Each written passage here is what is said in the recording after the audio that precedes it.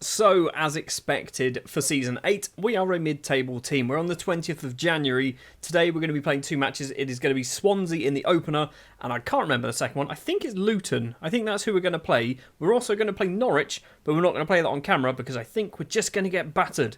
Obviously, being January, the transfer window has been opened, and we have spent a bit of money.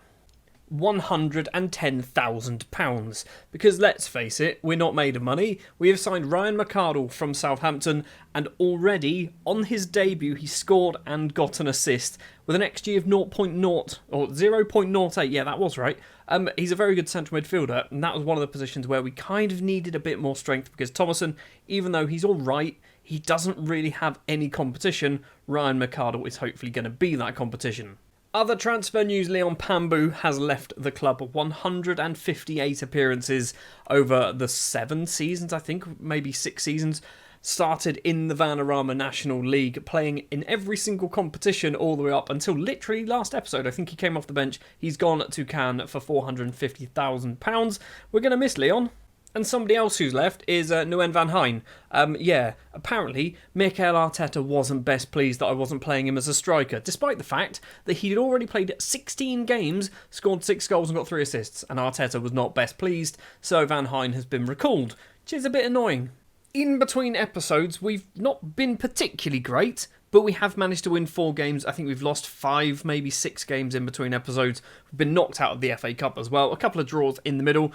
Kind of key performances, I guess. Beating Stoke, beating Blackburn, very helpful. Obviously beating Peterborough as well. Getting knocked out of the FA Cup at the 3rd round by Leicester. Kind of expected, but also a bit annoying because we did quite well. The starting 11 for the Swansea game then. It's a mess because the African Cup of Nations is a thing. We've also got a couple of South Americans who are also gone off to some under-21s competition and won't be back until mid to late February. It means we are giving 2 debuts today. It's going to be Madonna in goal. Richard Elise will be our right back. Mark McGuinness as a centre back. It is going to be Spencer Skinner. He is going to be a centre back today. He has come back from a loan spell at Port Vale earlier this season, and Kings Lynn the season before that. So top quality player there in Spencer Skinner. And then we move to left back and it's even worse. It is a youngster. He is 16 years of age. It's Alan Beasley. He's rubbish, but we've got no other options, really. I guess we could. I mean, I don't really want to, but I guess we could. We don't have any decent options. We could play Elise there, but then we don't have any right-backs. Because we're missing Muller and Burke. They're both out injured. So, Beasley getting a debut today. Kind of unexpected. The rest of the starting 11 will be Sel, Thomason, Corbin O'Dea, Williams and Rory Allen as our strikers. We do obviously have McArdle. He's currently on the bench. He will be coming on at some point for Thomason. Expect it maybe about the 60th minute. So, the African Cup of Nations has kind of come at a terrible, terrible time because of 2 injuries to right-back/centre-backs. Cisse obviously then going out for a month maybe of football, which kind of sucks. I've completely ignored him. We've signed another player who is, I think, Colombian central defender. Beasley with a throw. First action for the youngster. Gets the ball back from Thomason. We've signed ourselves a young Colombian defender who's actually not terrible. Jaden Williams has got the ball here. He's gone off towards the left-hand side. He's rattled the bar.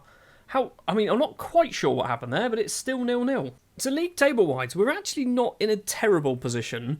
It is very tight between basically 4th place and relegation. It is that tight a league. 4th place on 46 points, relegation on 29. So there is, 17 points separating the majority of the league, which is quite tight. And so is this game, by the looks of it. It is 0-0 at half-time. We've only had 1 highlight so far. We've been the better side. I'm not sure we have Paul Watson. Looking at the match ratings as well, Spencer Skinner and Beasley, I've already forgotten his first name. That's how accustomed we are to Beasley playing for us, are on 6.5s and a 6.3. So they're not doing too well. It is Swansea coming forward with the ball. Lloyd, left-hand side is Robinson. Back to Lloyd in the middle. Stolen away by Paul Sell. Good bit of football there from the former Nottingham Forest man. I say former, never played for him. We loaned him out for 5 years. Swansea have nicked the ball back. Beasley, lovely bit of football from the youngster. Go on, son, do something special. Not what we're expecting.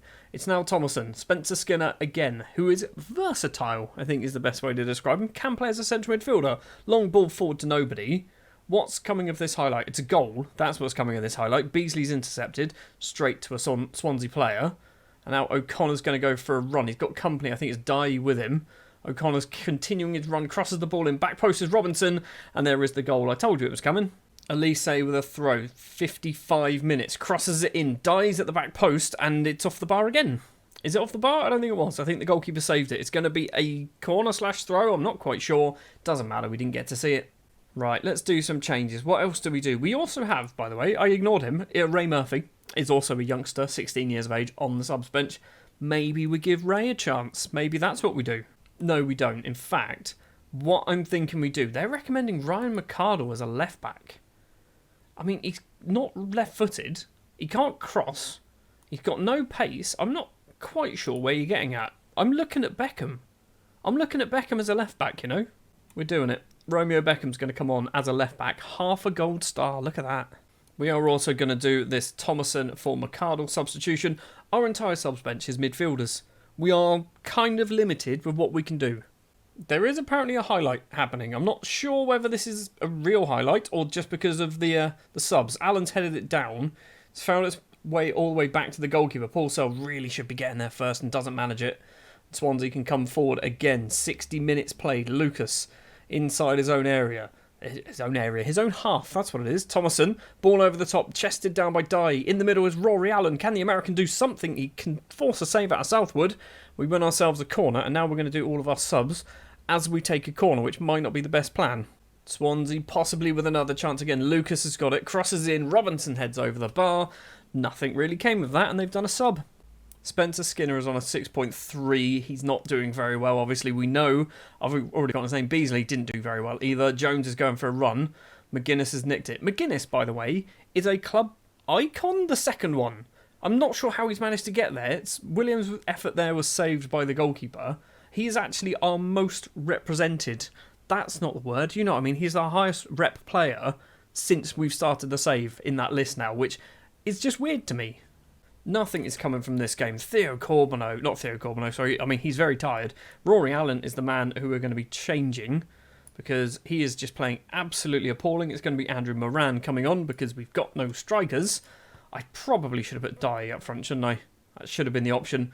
We've got 2 minutes of injury time to play. Diallo to O'Connor. Now Evans. Ball forward towards Jones. Skinner wins the head. Finds Theo Corbono. Now Williams is going to go for a run. Hold up play. He's gone back to Richard Elise down the right-hand side. Loses out to the goal scorer.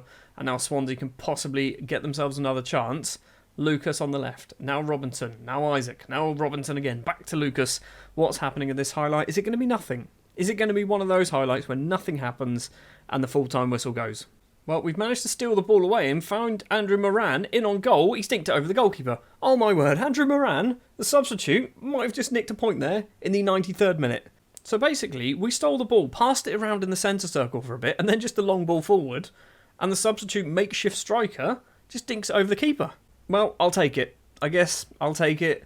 In the end, our XG was better than Swansea's, which I'm not quite sure how we managed to do that. We were poor, but considering we had to play Beasley, Skinner, we also had on the sub bench another 12-year-old. So, yeah, actually, not a terrible result. Back for the second match of the episode against bottom of the table Luton Town, so we're probably going to lose this one. We have brought in a brand new player on loan from West Ham, Romain Charrier, who is a Canadian international. I think he must be part English. He is part Portuguese. I don't know why he didn't need a work permit. I mean, I didn't have to get a work permit, but apparently he's got one. So yeah, Romain Charrier, he's in the club, and he's probably going to be making his debut today. We also have another loan player hopefully signing soon. Unfortunately, didn't happen in time for the Luton game. This is the other player that I was talking about as well in the last match, Jackson Arango, 18-year-old Colombian who is currently away at the South American Under-20s Championships, and he is going to be back. When's he back? When is he going to be back? The 12th of February, which is kind of annoying because he would be playing these games. The starting lineup then for the Luton match is going to be Madonna in goal, Elise McGuinness, Charrier and Silko Thomas in defence. So we've obviously got some players returning from injury, which is perfect.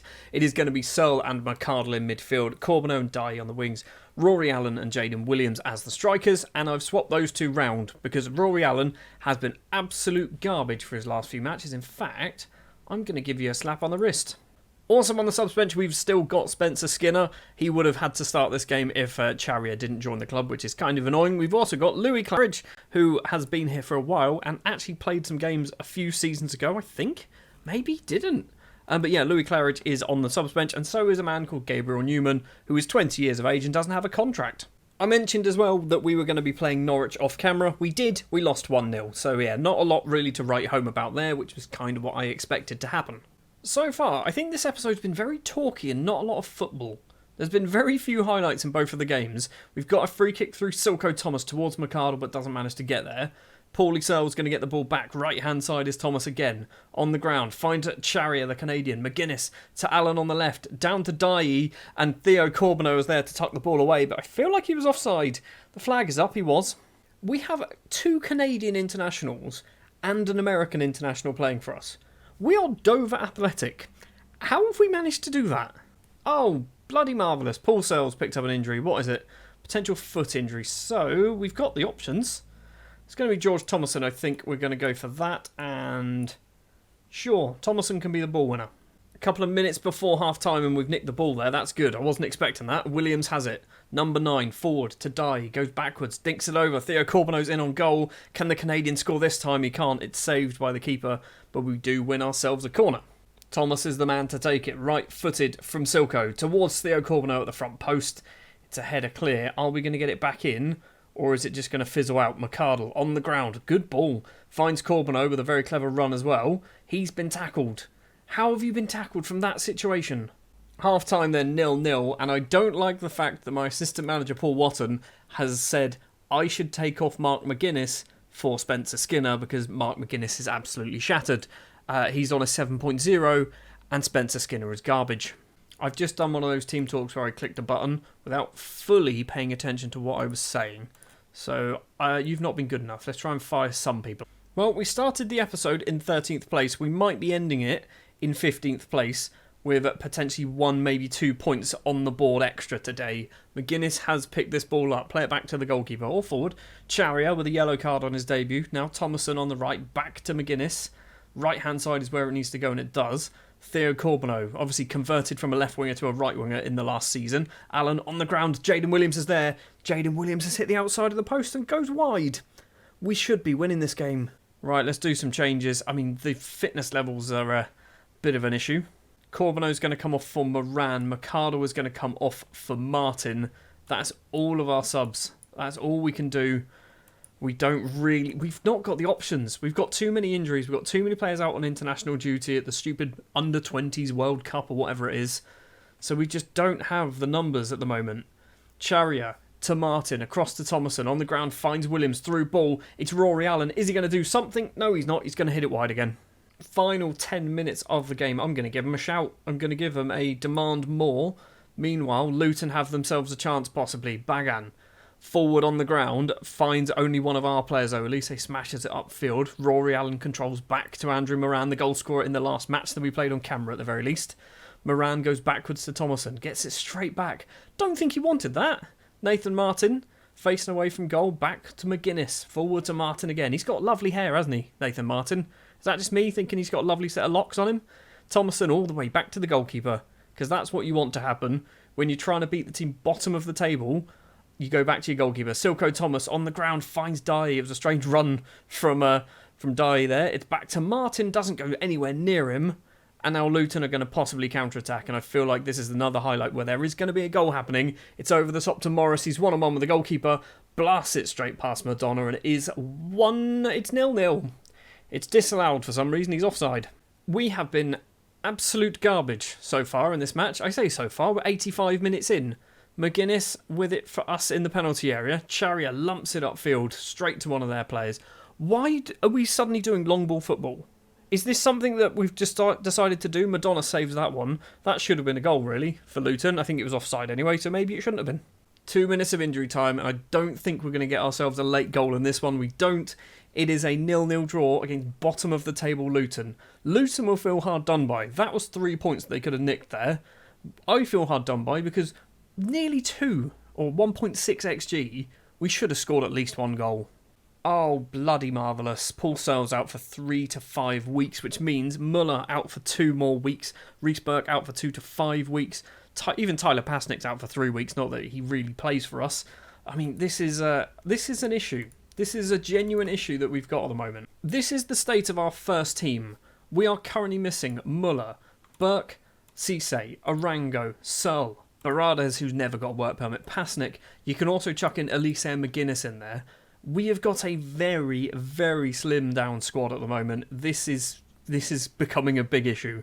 We're not quite done for this episode. We have just finished the transfer window, and as you can probably see, 2 more players have joined the club on loan deals. Elvis Mohammed has joined on loan from Sunderland. He's not very good, but he's a left back and a right back, and that's pretty much why I brought him in. He's never really going to play beyond maybe February, but he will be playing during February. Jonathan Fernandez, however, is a 21-year-old Uruguayan central defender who plays for Millwall, because he doesn't strike me as a Millwall player. I don't know what it is. He doesn't strike me as a Millwall player, but apparently in this game he is. He has come in on loan. He is a central midfielder, right back, defence midfielder, central defender. So, he's versatile. I'm probably going to be using him as a right back or a centre back. They want me to play him as a defence midfielder. Tough. It's not happening, because we don't play one of those, and they can't recall him. That is going to do it then for this episode. Next episode, we are probably on the penultimate episode of Season 8. We're going to go somewhere around here. Hull, Derby. Let's not do Hull again. Let's do Derby and Reading. Sure, we'll do those two. Thank you very much for watching this one, and I'll see you in the next.